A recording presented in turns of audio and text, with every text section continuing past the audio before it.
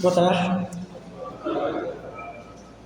Me chamo Iago Nicolas Soares, sou aluno de mestrado da UFC. Minha pesquisa é da linha de ética e política e eu estudo principalmente a filosofia de São Tomás de Aquino. Bem, eu vim expor bem em breve, né, a tese que eu defendo na minha dissertação, que é o processo cognitivo da apreensão do bem, né, Tomás de Aquino, que parece ser algo simples, mas suscitou muitas polêmicas, né, principalmente a partir do século XX.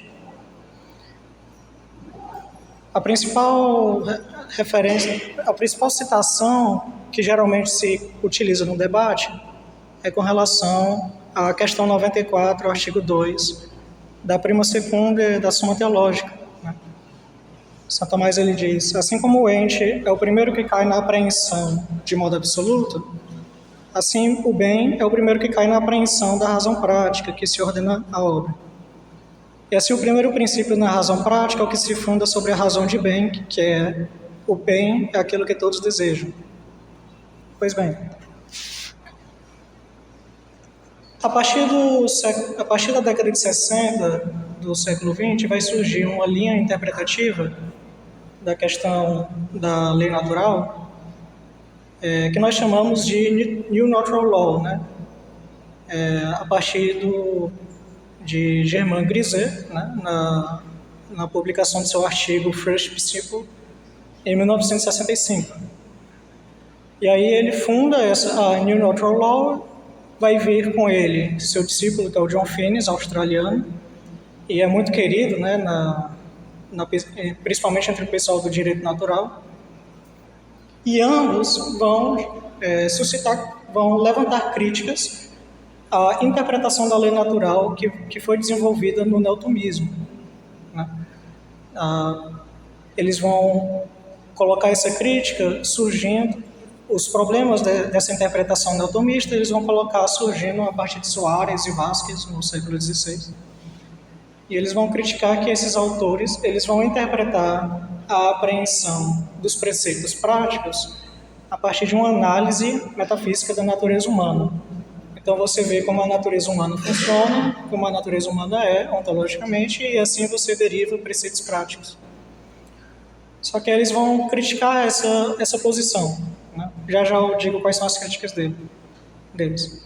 Também vai surgir na década de 80 um alemão chamado Martin Horkheimer, que ele também vai suscitar críticas, também vai levantar críticas na linha da New Natural Law, né? Mesmo não tendo as mesmas posições que eles. Ele é um alemão, né? Ele já faz parte de outra tradição, é discípulo de Kluckstein, né? E seus escritos não são geralmente voltados aos neotomistas franceses, como a New Natural Law critica, né? Mas aos neotomistas alemães. Então, Horkheimer ele está em um outro espaço geográfico da discussão, né? Mas ele levanta críticas semelhantes ao da New Natural Law. Quais são essas?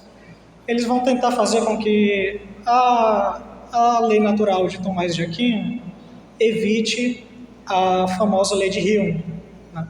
Lei de Hume que afirma que nós não podemos derivar preceitos práticos a partir de conhecimentos descritivos da natureza. Então, não é porque eu sei que o homem precisa beber, que o homem é da natureza humana, que ele precisa da água para viver, que eu posso, a partir disso, afirmar que ele deve beber água, né? De modo bastante simplório é isso, né? A lei de Hume. Eles também vão fazer com que a lei natural de Tomás de Aquino evite cair na falácia naturalista trazida por D. Moore, né? Que vai afirmar que nós não podemos nós não podemos identificar o bem com propriedades ontológicas. Então nós não podemos dizer que só porque um homem é muito inteligente que aquilo é um bem moral para ele. Não pode haver essa identificação entre aquilo que é físico ou ontológico com aquilo que é prático moral. Pois bem, a partir desse desejo deles de evitarem essas duas leis, né, a falácia naturalista e a lei de Hume, eles vão trazer três críticas, né? A primeira é de que os neotomistas vão fazer uma derivação indevida de afirmações descritivas para afirmações práticas. Então, os neotomistas vão conhecer como a natureza humana funciona e, a partir daí, vai definir preceitos práticos. Eles dizem que nós não podemos fazer essa derivação, né? Em inglês, a discussão é principalmente no âmbito anglófono, né?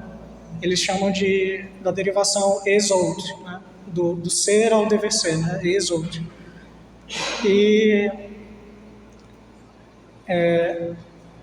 a segunda crítica que eles vão fazer é do fisicalismo. Nós não podemos identificar propriedades morais em propriedades ontológicas. Então, nós não podemos afirmar, por exemplo, que é bom para um animal fazer tal coisa só porque aquilo é bom para a sua natureza biológica. E a terceira crítica é com relação à ordem do conhecimento. Eles vão dizer que, em Tomás de Aquino, a gente vai ver isso no De Anima, né? Ele vai afirmar que nós só podemos conhecer a natureza de algo a partir dos seus atos. De fato, nós primeiro conhecemos os objetos, e dos objetos conhecemos os atos, e dos atos de tal ente a gente conhece a sua natureza. Então, por exemplo, a gente conhece a verdade é um ato da inteligência, e conhecendo a inteligência nós conhecemos que o homem é racional. Então eles vão dizer que os neotomistas, eles fazem uma inversão na ordem do conhecimento. Eles acham que primeiro nós conhecemos a natureza para aí dizer como devemos agir, mas que para eles nós primeiro devemos ver como o ser humano age para depois afirmar qual é a sua natureza. Nesse sentido, para eles há uma primazia da ética com relação à metafísica. Nós primeiro conhecemos a ciência ética para aí fundamentar a ciência metafísica. Pois bem, claro que essas críticas deles não ficaram sem resposta, né? Já na década de 70, 80, vão surgir vozes como o americano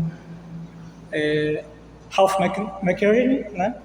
Vão também surgir o francês Henri Witt, né? Henri Witt, e o americano Hittigan, né? Que eles vão criticar a New Natural Law. Atualmente, e são os três principais autores com os quais eu baseio a minha dissertação, nós temos três vozes importantes, que são Steven Jessen, que é um americano, o padre Stephen Brock, também é americano, e o polonês Golubiewski, que é um professor na China, né? É curioso isso. Enfim.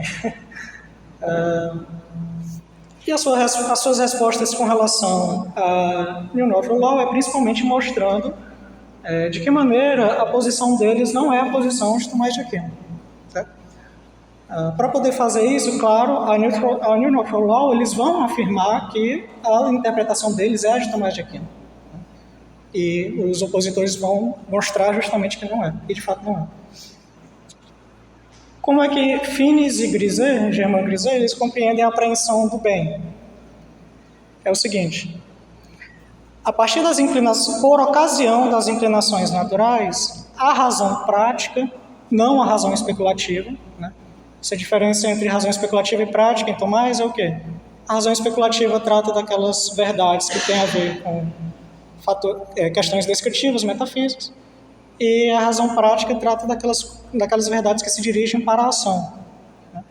Eles vão dizer que a razão especulativa não vai ser a primeira que vai apreender o bem, então a gente não tem a primeira apreensão do bem metafísico. Nós, na verdade, antes apreendemos o bem prático. Então há uma primazia da apreensão do bem prático a partir das inclinações naturais. Horkheimer também vai defender a mesma coisa, né? Ele vai afirmar que o intelecto prático ele apreende o bem a partir por ocasião das inclinações, né? A razão prática ela como que se inclina para o bem, né, que se lhe apresenta, E assim ele apreende o bem prático. Como o tempo já está curto, então eu já vou logo mostrar porque essas posições elas não compreendem a posição de Tomás de Aquino. Primeiro que para Tomás de Aquino há uma dependência da razão prática com relação à razão especulativa. Ele mesmo afirma no De Veritate, questão 2, artigo 8, que deve-se saber, porém, que o artífice tem duplo conhecimento, a saber, o especulativo e prático. Ele tem certo conhecimento especulativo quando conhece as razões da obra, e ele tem conhecimento prático quando ele dirige as razões da obra para a ação. Então você vê que para a razão prática ela se dirigir à obra, ela precisa antes conhecer as razões da obra. Então, nesse sentido, a razão prática ela depende da razão especulativa, contrário ao que afirma Grisé, John Finnis e Martin Horkheimer, né? Outro fato é de que essa razão especulativa, do qual a razão prática depende, ela retira os princípios práticos da natureza. Eles vão tentar evitar isso, né, para poder não cair na lei de Hume, mas o fato é que, para Tomás, os princípios práticos eles são conhecidos na natureza. A gente tem que esclarecer uma coisa. A lei de Hume ela é correta com relação à lógica. Na lógica, a gente não pode tirar conclusões imperativas de premissas descritivas. Isso é fato, seria um problema lógico se a gente fizesse isso. Então, para ter conclusões imperativas, nós precisamos de premissas imperativas. Mas o fato de que as premissas imperativas não se derivam de premissas descritivas não significa que as premissas práticas e imperativas não dependem epistemologicamente de um conhecimento especulativo metafísico. Certo? E o fato é que, para Tomás, esse conhecimento especulativo metafísico do bem, ele ocorre a partir dos princípios da natureza, né? A gente pode encontrar na segunda, questão 154, artigo 12, os princípios da razão são aqueles que são segundo a natureza, porque a razão, pressupondo aquelas coisas que são determinadas pela natureza, dispõe algo segundo o que convém. E ele vai dizer também na prima secunda, né? Questão 74. Manifesto é, no entanto, que os atos humanos podem ser regulados pela regra da razão humana, que retira das coisas criadas, que são naturalmente, podem ser reguladas pelas regras da razão humana, que retira das coisas criadas, que são naturalmente conhecidas pelo homem. Outra questão também é na ordem do conhecimento, que é aquela crítica, né? Que nós primeiro precisamos conhecer os atos para ir conhecer a natureza. Ora, os atos nós realmente conhecemos antes da natureza. Só que nós só podemos conceber esse ato como um fim quando a gente conhece o agente. Porque todo fim ele possui razão de agente, que realiza esse fim.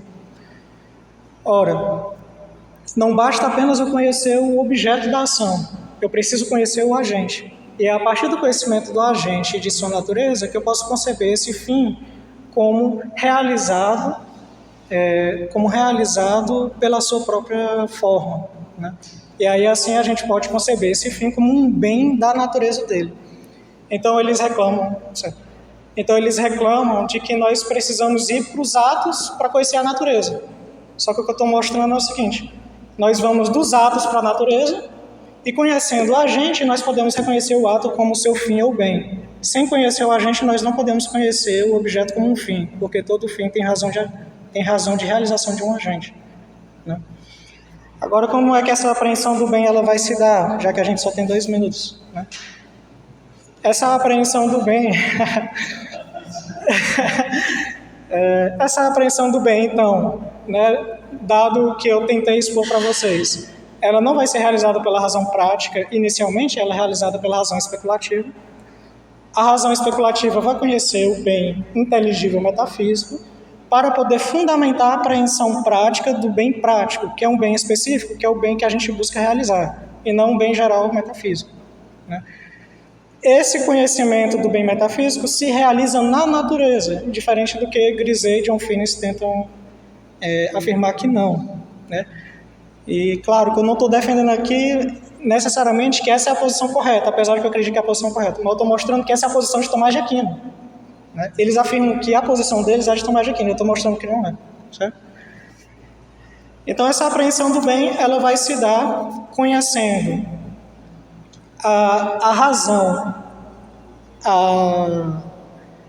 primeiro, a razão do agir e a razão de bem. O que é a razão de bem? A perfeição. Então você vai conhecer a ação, os princípios práticos na natureza da ação, e você vai conhecer também de que esses princípios práticos se dirigem para uma perfeição, uma realização da perfeição da forma. Certo? Eu tenho uma citação aqui da metafísica mostrando que o primeiro bem ele deve ser inteligível, né? Mas por causa do tempo eu não vou expor. Mas só para fechar, para não se delongar, eu quero mostrar para vocês que Tomás de Aquino, ele claramente utiliza princípios práticos retirados da natureza para poder afirmar preceitos, né? Por exemplo, quando ele vai falar da questão do suicídio, deixa eu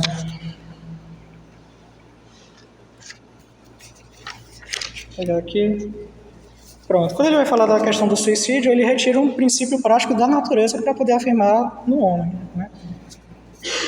Então ele vai dizer aqui: porque naturalmente qualquer coisa ama a si mesmo, e para isso importa que qualquer coisa naturalmente conserve em si o ser e resista à corrupção o quanto pode. Então você vê que ele tira um princípio da natureza para poder afirmar um preceito prático no ser humano.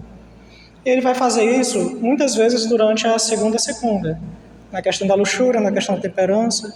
Ele sempre vai se reportar a princípios práticos da natureza para poder assim falar de preceitos da natureza humana, certo? Então eu vou encerrar aqui. Eu peço perdão porque é muita coisa, né? É um assunto complexo também, mas o tempo é curto e eu espero algum dia poder falar com mais calma sobre isso com vocês, algum dia, né? É isso.